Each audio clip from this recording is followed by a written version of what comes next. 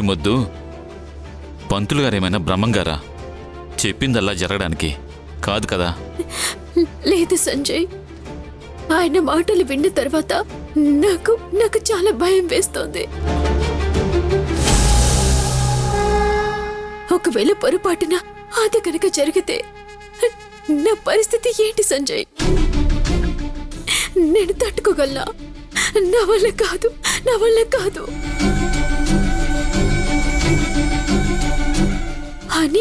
అని నాకు దూరమైతే నేను ఆ క్షణమే చచ్చిపోతాను.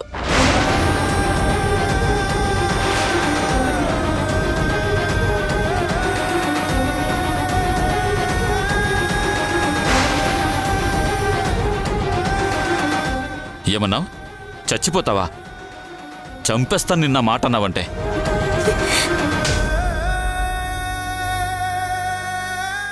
అసలు నీది కాదు తప్పు, నిన్ను అతిగా ప్రేమించిన నాది మీ అమ్మది తప్పు.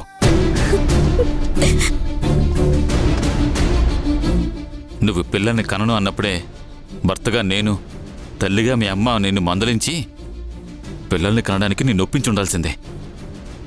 అప్పుడు ఇలాంటి పరిస్థితి మనకు వచ్చి ఉండేదే కాదు.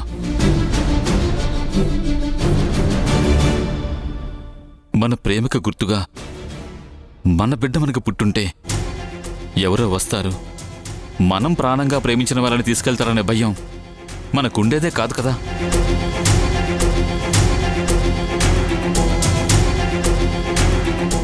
నువ్వేమో అప్పుడు నాకు పిల్లల ఏడుపంటేనే చిరాకు, వాళ్ళని ఆడించడం నా వల్ల కాదు, నా లైఫ్ అంతా వాళ్ళని పెంచడంలోనే వృధా అయిపోతుంది అన్నాం.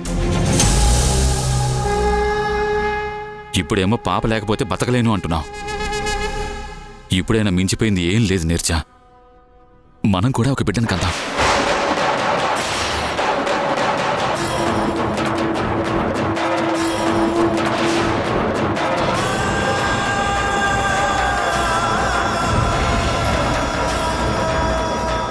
నువ్వేం కంగారు పడకో, మనకి బిడ్డ పుట్టినంత మాత్రాన మనమేం హనీని తక్కువగా చూడం. ఇప్పుడునంటే హనీ మీద మన ప్రేమ అలాగే ఉంటుంది.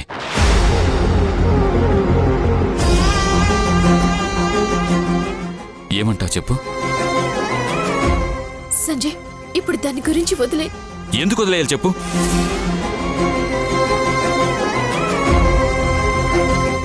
నీకిప్పుడు పిల్లలంటే చాలా ఇష్టం, ప్రేమ కదా. ఒక్కసారి ఆలోచించు నీరజ. వద్దు అన్నాను కదా, వదిలే సంజయ్. ఎందుకు వదిలేయాలి? సమాధానం చెప్పు నీరజ. ఏం లేదు, నన్ను ప్రశాంతంగా వదిలే.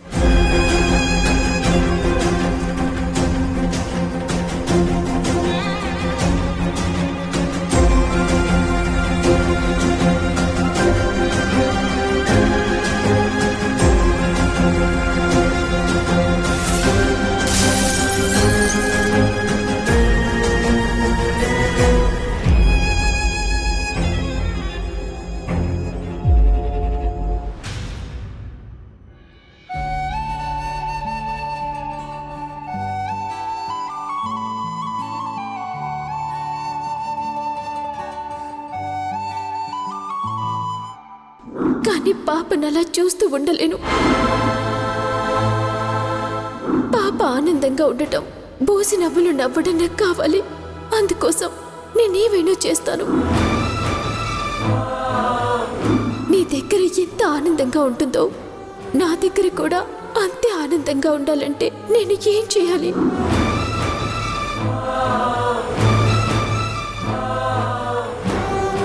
రోజు రోజుకి నీరజ పాప మీద ప్రేమని పెంచుకుంటూ పోతోంది. ఇన్ని రోజులు నీరజకి నా బాధని చెప్పి నీరజ చేతుల మీదుగానే నా పాపను తీసుకుందాం అనుకున్నాను. కానీ నీరజని ఇలాంటి పరిస్థితుల్లో చూసిన తర్వాత తనకి నిజం చెప్పాలంటే భయం వేస్తోంది. పాప మీద ప్రేమతో తనేమైపోతుందోనన్న ఆలోచనే ఎక్కువైపోతుంది.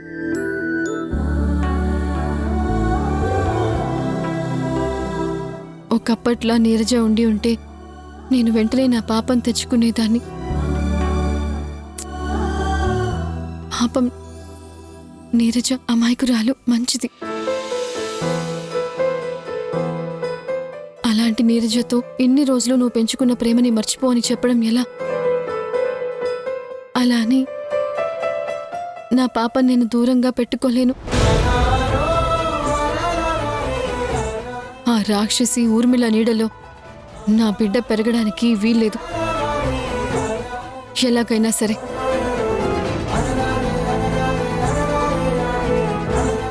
ఆ రాక్షసి దగ్గరున్న మెడిసిన్ని కనుక్కోవాలి. ఆ తర్వాత నా పాపను నా దగ్గరికి చేర్చుకోవాలి.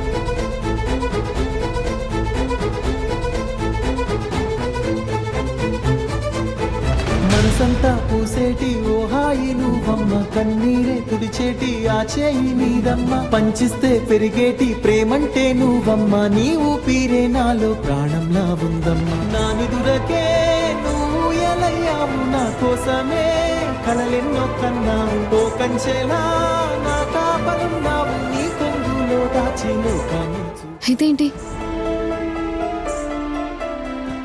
పాప ఫోటోలు చూస్తుంటే నాకు హరిని చూసినట్టుగా అనిపిస్తుంది. పాపకి హరికి పోలికలు ఉన్నట్టుగా అనిపిస్తున్నాయేంటి? నేనే నీ పాపకి తండ్రి అని అమ్మకి మనం ఒక ఫేక్ DNA రిపోర్ట్ చూపిద్దామా? నువ్వు ఆ బిడ్డని ఎవరితోనో కన్నావు అని, అదే ఆ బిడ్డ నాతోనే కన్నావు అని అమ్మకు చూపిస్తే? నీకెప్పుడో చెప్పాను యశోద, నీ బిడ్డ అయినా సరే నా బిడ్డ అని.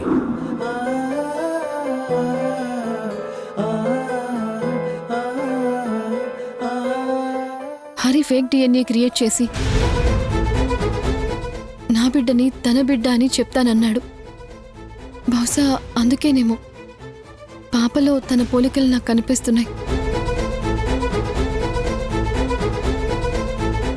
హరి, ఈ ప్రపంచంలో ఎంతో మంది ప్రేమికుల్ని చూశాను, కానీ నీ అంత గొప్పగా ప్రేమించే వాళ్ళని, అది కూడా ఈ రోజుల్లో నేనెవరినీ చూడలేదు. నీ ప్రేమ దొరకడం నా అదృష్టం కాదు, నాకు ఆ దేవుడిచ్చిన వరం.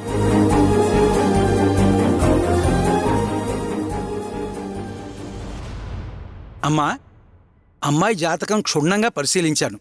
బానే ఉంది. పాప మీకు దూరం అయిపోతుందనే భయాన్ని కూడా మీరు పక్కన పెట్టొచ్చు. దానికి కూడా కొన్ని హోమాలు, వ్రతాలు, పూజలు అంటూ మన ఆచారాలలో చాలానే ఉన్నాయి. వాటి ద్వారా మీకు పాప దూరం కాకుండా చెయ్యొచ్చు.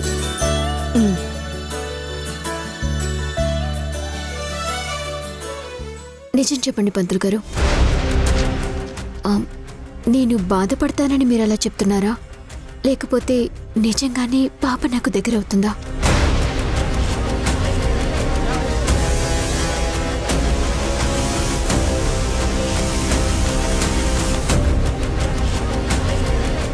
అమ్మ వైపు కాదు, నా వైపు చూసి చెప్పండి పంతులు గారు. పాప నిజంగా నాకు దక్కుతుందా, లేకపోతే నా ప్రేమని కాదనుకొని దూరంగా వెళ్ళిపోతుందా? మీరా విషయంలో కొంచెం నిశ్చింతగా ఉంటేనే మంచిది. ఇంట్లో జరుగుతున్న కొన్ని చిన్న చిన్న అపశృతులు కానీ, పాప మీకు దూరం అయిపోతుందేమో అని మీ గుండెల్లో భయం పెరగడానికి కారణం కానీ ఒకటే.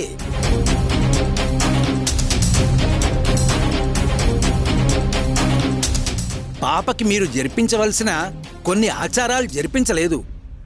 పాపకి సంవత్సరం దాటినా మీరింకా చెవులు కుట్టించలేదు. ఆ కార్యక్రమం జరిపిస్తే మీ మనసుకి కొంచెం ఉపశమనం దొరుకుతుంది.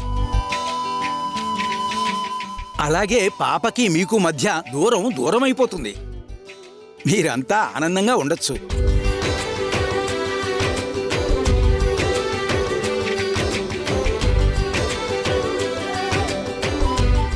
అంతేకాకుండా పాపని మీకు దూరం చేయకుండా ఉండమని, మీ ప్రేమని అర్థం చేసుకోమని, ఆ అమ్మలగన్న అమ్మ కనకదుర్గమ్మకి మీరు ముడుపులు కట్టి మీ కోరికని ఆ అమ్మవారి ముందు పెట్టండి.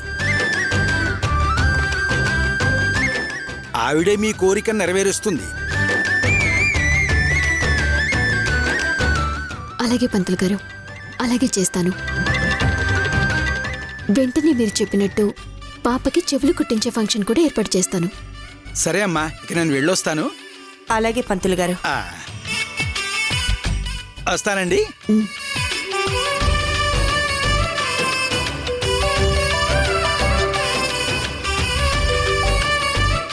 హలో,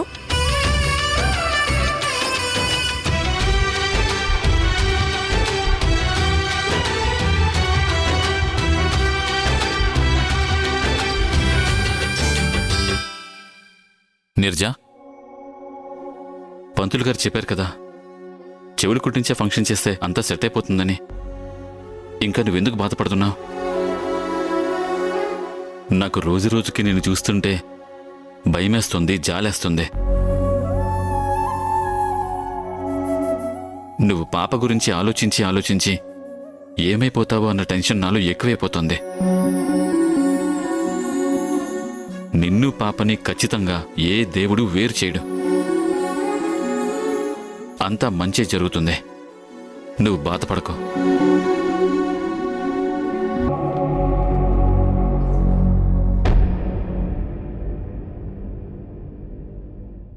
అలాగే మేడం, నేను చూసుకుంటాను మేడం. ఈసారి అలా జరగదు మేడం. నేను కేర్ తీసుకుంటాను మేడం. Thank you madam.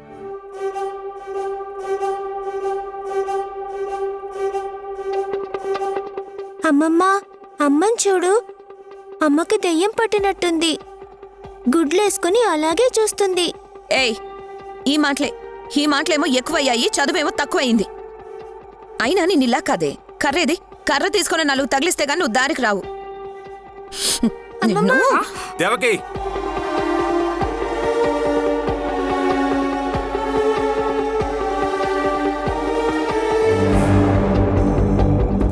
ఏంటి నిక్కీ మీద ఎందుకు చేసుకుంటున్నావు? సరిగ్గా చదువుకోవే అంటే ఎదురు సమాధానం చెప్తుంది. వాళ్ళ క్లాస్ టీచర్ నాకు కాల్ చేసి నా క్లాస్ పీకుతుంది. పిల్లలకి ప్రేమతో చెప్పాలి, వెంటనే వింటారు. ఇలా భయంతో చెప్తే మనం ఉన్నప్పుడు మాత్రమే చదువుకుంటారు. భయంతో నటిస్తారు. ప్రేమని పంచడం, ప్రేమతో చెప్పడం నేర్చుకో. మరి ఇన్ని రోజులు మీరు ప్రేమతోనే చెప్తున్నారు కదా, మరి అలాంటప్పుడు దానికి మార్కులు ఎందుకు సరిగ్గా రావట్లేదు? సరే, ఇక వదిలే. నేను నిక్కిని చదివిస్తాను. నెక్స్ట్ టైం నుంచి మంచి మార్కులు తెచ్చుకుంటుంది. ఏమంటావు నాన్న?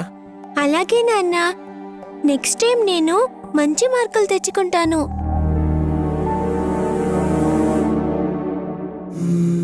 అత్తయ్య, చిన్నప్పటి నుంచి నాకు అమ్మైనా నాన్నైనా అన్నీ మీరు మావయ్యే.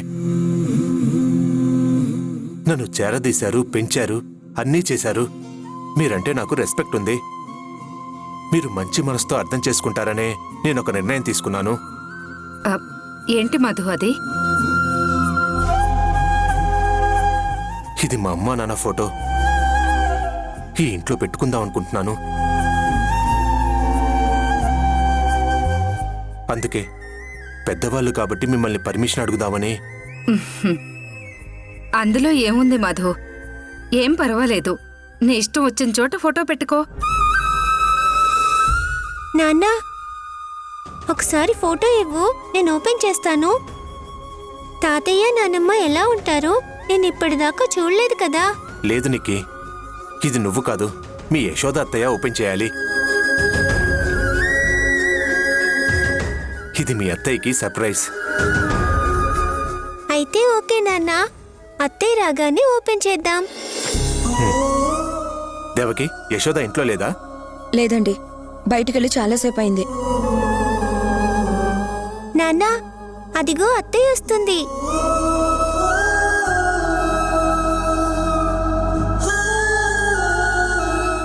ఏంటన్నయ్య, నాకోసం ఎదురు చూస్తున్నారా? అవునత్తయ్య, నీకొక సర్ప్రైజ్ ఉంది. సర్ప్రైజా? ఏంటది?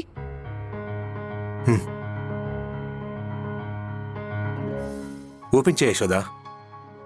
ఉమ్.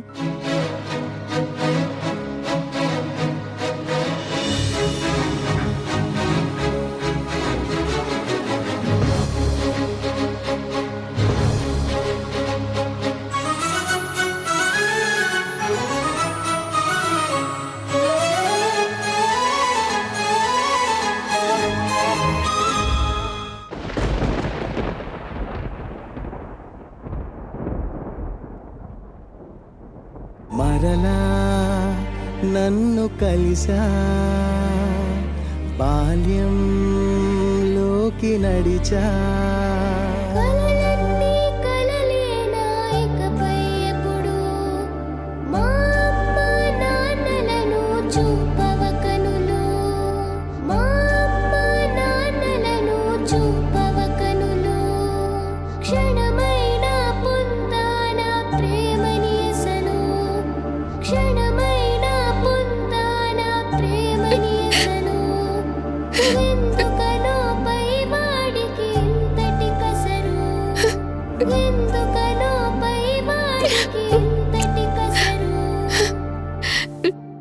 ఈ ఫోటో ఎక్కడిదన్నయ్య? మనం వెళ్ళినప్పుడు ఫోటో తీసుకున్నానమ్మా. అమ్మా నాన్న గుర్తుకొచ్చిన ప్రతిసారి అక్కడికి వెళ్ళలేం కదా. అందుకే వాళ్ళ ఆశీర్వాదాలు మనతో ఎప్పుడూ ఉండాలని ఇలా ప్లాన్ చేశాను. థ్యాంక్ యూ అన్నయ్య, thank you so much. Yashoda, నువ్వు కొంచెం జాగ్రత్తగా ఉండాలమ్మా. ఆ రోజు ఆ ముసలాయన మనల్ని కాపాడకపోతే ఈ రోజు మనం ఇలా ఉండేవాళ్ళం కాదు. అడుగడుగునా ఊర్మిళ అనే ప్రమాదం మనల్ని వెంటాడుతూనే ఉంది.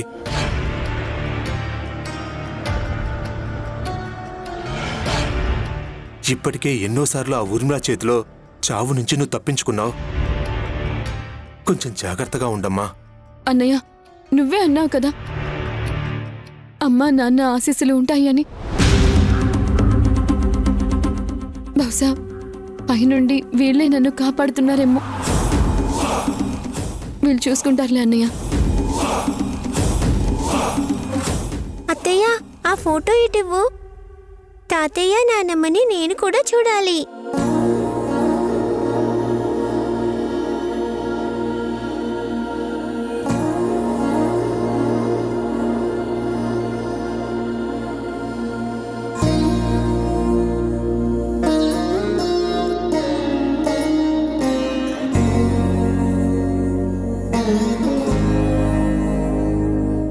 యశోదా, వెళ్ళి అమ్మా నాన్నల ఫోటో గోడకు పెట్టమ్మా.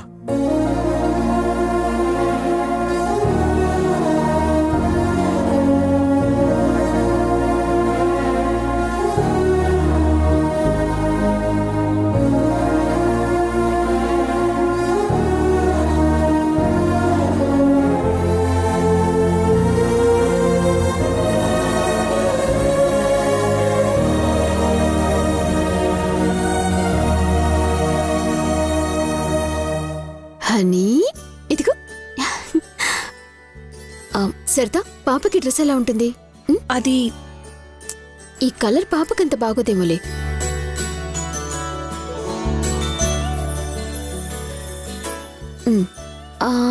ఈ డ్రెస్ ఎలా ఉంది? అది బాగుంది. పాప కలర్ ముందు ఈ డ్రెస్ తేలిపోతుంది.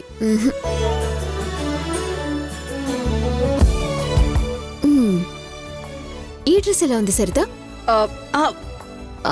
ఇది పాప చర్మాన్ని కొత్తుకొని ర్యాషెస్ వస్తాయేమో. వద్దు.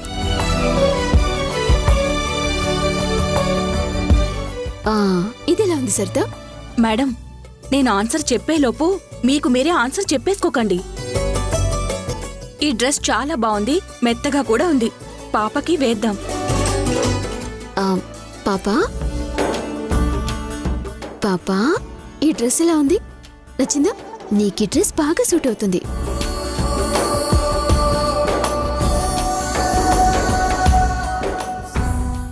ఇందాక పెద్ద మేడం దేవకికి ఇంట్లో జరుగుతున్న విషయాలన్నీ ఎలా తెలుస్తున్నాయని ఇండైరెక్ట్గా నా మీదే అరిచింది.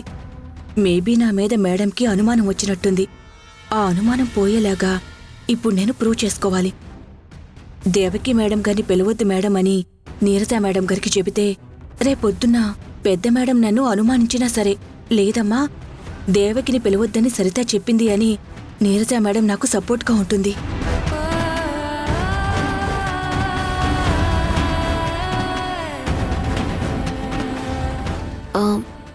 ఏంటి సరిత, ఏం ఆలోచిస్తున్నావు? ఏం లేదు మేడం. ఏం పర్వాలేదు. ఏం ఆలోచిస్తున్నావో చెప్పు.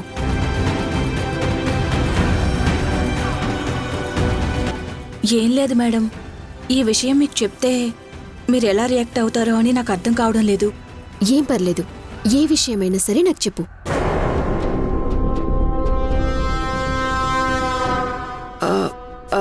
మేడం, రేపొద్దున ఫంక్షన్కి మీరు దేవకి మేడంని పిలవకపోతేనే మంచిది.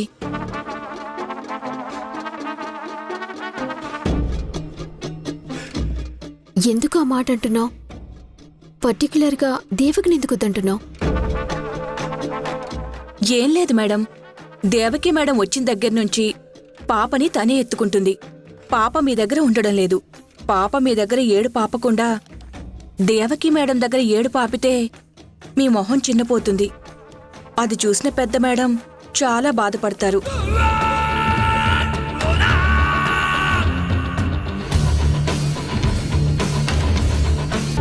పాపకి చెవులు కుట్టించే ఫంక్షన్ చేద్దామనుకుంటున్నారు మేడం. వెంటనే మీరు చెప్పినట్టు పాపకి చెవులు కుట్టించే ఫంక్షన్ కూడా ఏర్పాటు చేస్తాం. ఎప్పుడు ఫంక్షన్? రేపే మేడం.